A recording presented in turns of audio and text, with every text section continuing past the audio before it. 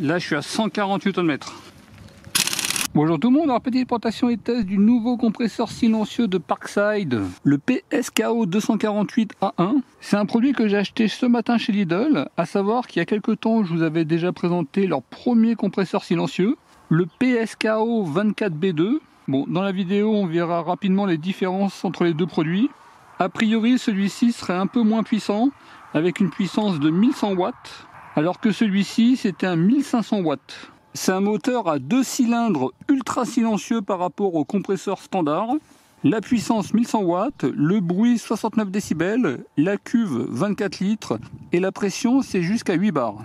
Le produit est garanti 3 ans. On y trouve la notice d'utilisation. Alors déjà c'est une bonne nouvelle, on est sur du chez Pache. La puissance moteur 1100 watts, le service c'est un service S1, c'est-à-dire qu'on peut en avoir un usage en continu, il n'y a pas besoin de faire de pause.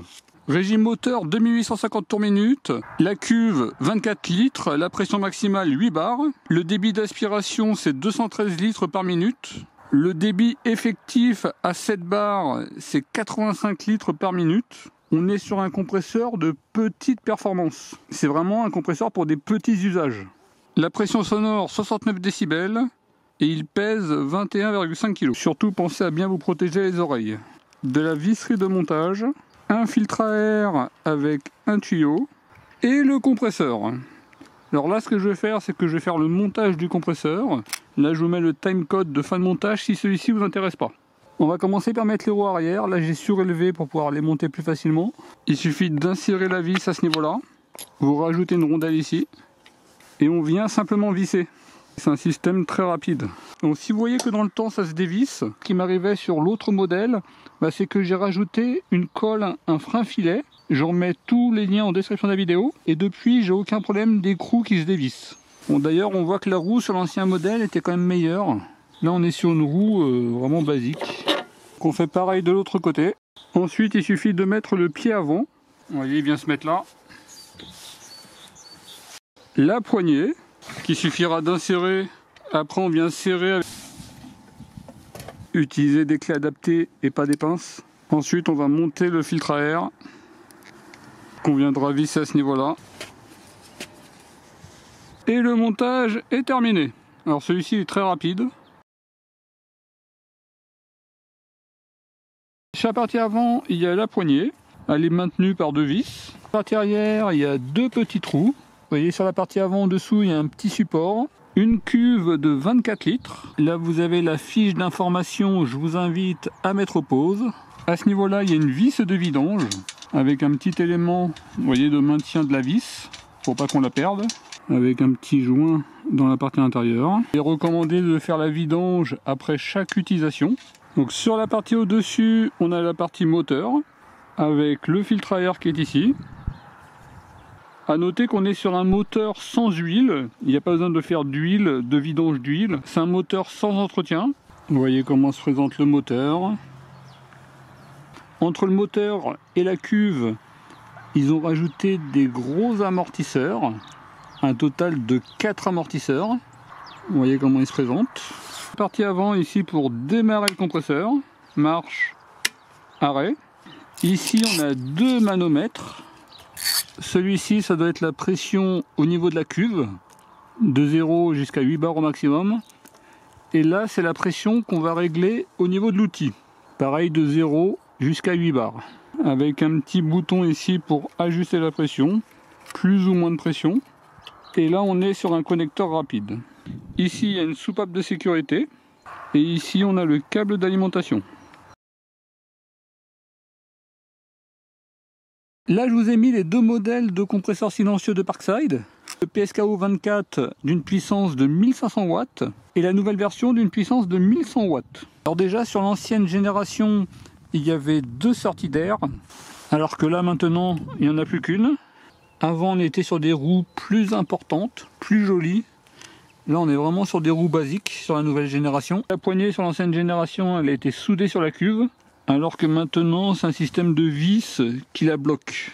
Là vous avez un petit résumé des informations avec celui que je vous présente aujourd'hui et celui que je vous ai présenté en octobre 2022. C'est-à-dire qu'il y a plus de 2 ans et demi. On noterait une baisse de la puissance et du débit d'air aspiré. Par contre le débit d'air restitué il est en hausse À 7 bars, il est à 85 litres par minute contre 80 litres par minute. Au niveau de l'alimentation des appareils, ça sera fait avec une station d'énergie que je ne vous ai pas encore présentée, la Fossiboot 2400. Je vous mettrai tous les liens en description de la vidéo. On est à 1 mètre des compresseurs.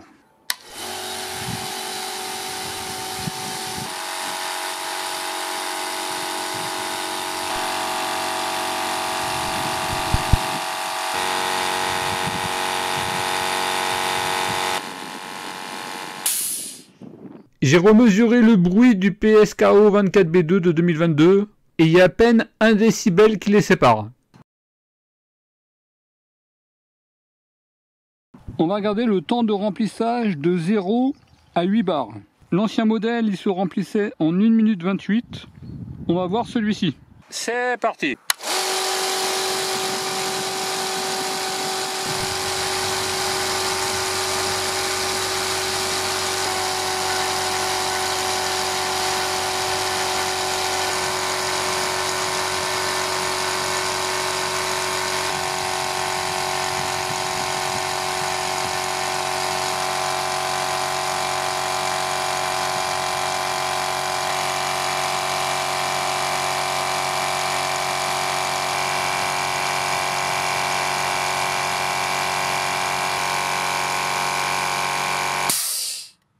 Il s'est bien arrêté à 8 bars.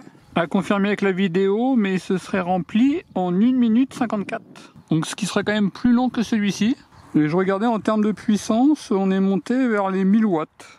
J'ai également remesuré le temps de remplissage du PSKO 24B2 parce que là, comme j'utilisais une station d'énergie, voilà, pour que les deux soient exactement dans les mêmes conditions. Et on voit que l'ancien modèle, il est automatiquement plus rapide que le nouveau.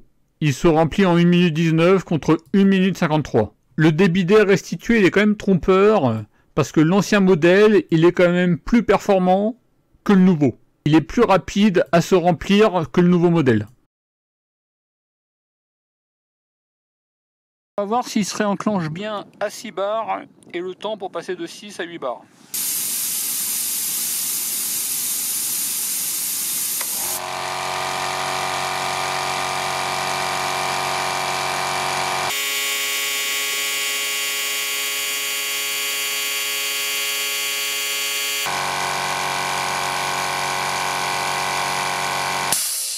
C'est bien réenclenché à 6 bars, il a bien fait du 6-8 bars. Au niveau de la station, pas de problème.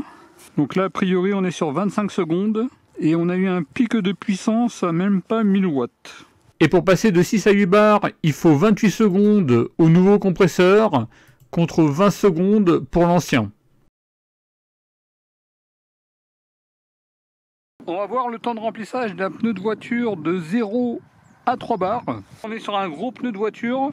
Un 225-50 R17. Et on va voir en combien de temps elle va le remplir. L'ancien modèle avait mis 47 secondes.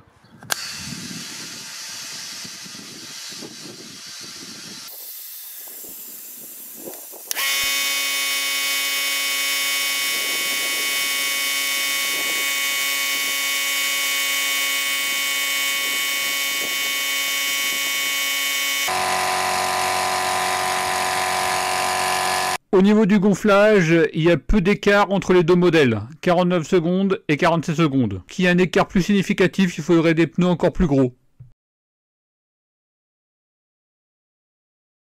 Là, je vais utiliser en continu à la puissance maximale une soufflette. Bon, je regardais ma vidéo quand j'avais testé l'autre modèle. Au bout d'1 minute d'utilisation continue, on était à plus de 4,5 bars. Au bout de 2 minutes, l'autre modèle, il tenait les 4 bars.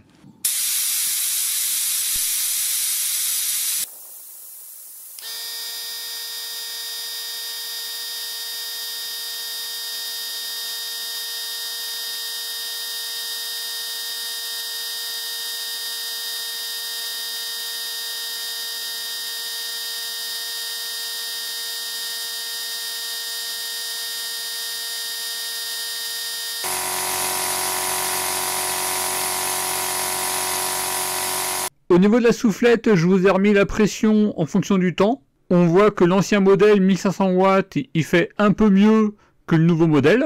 Par contre, j'ai également testé un pistolet de peinture et là c'est un petit peu plus embêtant. J'avais réglé à 4 bars pour avoir 3 bars au moment du fonctionnement. L'ancien modèle, il tenait quand même 3 bars un certain temps, alors que le nouveau modèle, bah finalement, il tient moins longtemps les 3 bars. Et on voit qu'au bout d'1 minute, la pression commence à chuter.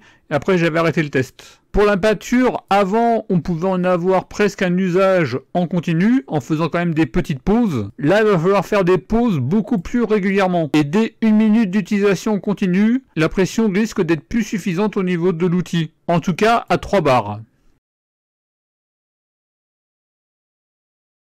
J'ai mis la pression maximale 8 bars, en sachant qu'il ne faut pas régler à plus de 6,3 bars, mais regardez, la pression elle va s'effondrer.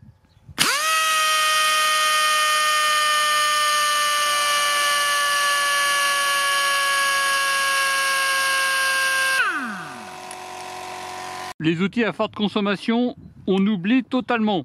On va quand même tenter de déboulonner un écrou de voiture. Bon, je tiens à vous rappeler que ce compresseur-là n'est alors pas du tout, mais pas du tout destiné à cela. Comme le compresseur n'est pas performant, j'ai mis le débit d'air au maximum. C'est-à-dire que là, on va débuter à 8 bars. Mais dès que je vais enclencher, ça va tomber tout de suite. J'aurai même pas du 6 bars dans l'outil. Là, on va serrer à 120 Nm. Là, je suis à 120 Nm. Là, je suis à 140 Nm. Là, je suis à 140 Nm. Je vais arrêter parce qu'il commence à pleuvoir. En tout cas, j'ai réussi à déboulonner 140 Nm. Bien entendu, il n'est pas du tout destiné à cela. Vous voyez, mais en optimisant au maximum, on peut y arriver. J'ai utilisé un écrou en chrome molybdène. Ils sont plus efficaces que les chromes vanadium. Et au niveau d'outils, j'ai dû mettre la pression maximale. Parce que sinon, si je mets juste 6 bars, ça tomberait vraiment trop bas. J'y suis arrivé, mais bon, je vous déconseillerais de le faire avec votre compresseur.